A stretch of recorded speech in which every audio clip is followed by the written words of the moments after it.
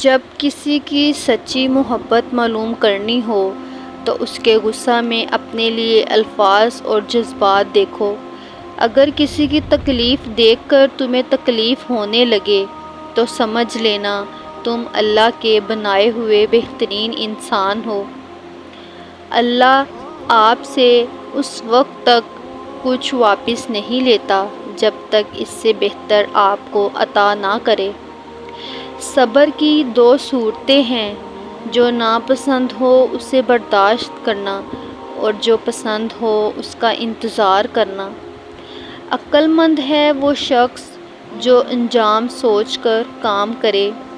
ذلت اٹھانے سے بہتر ہے کہ تم تکلیف اٹھاؤ۔ کسی بے قصور پر بہتان لگانا یہ آسمانوں سے بھی زیادہ بھاری گناہ ہے۔ شک کو اپنے اوپر غالب مت آنے دو ورنہ تمہیں دنیا میں کوئی ہمدرد نہیں مل سکے گا۔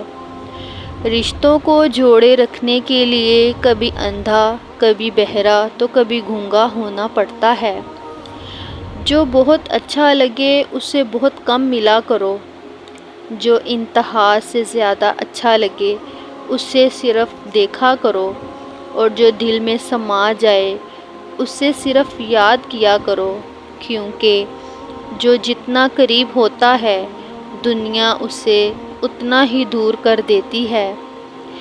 تم کسی کے ساتھ بھلائی کرو، تمہیں اس کا بدلہ برائی کی صورت میں ملے تو سمجھ لو کہ تمہاری نیکی قبول ہوئی۔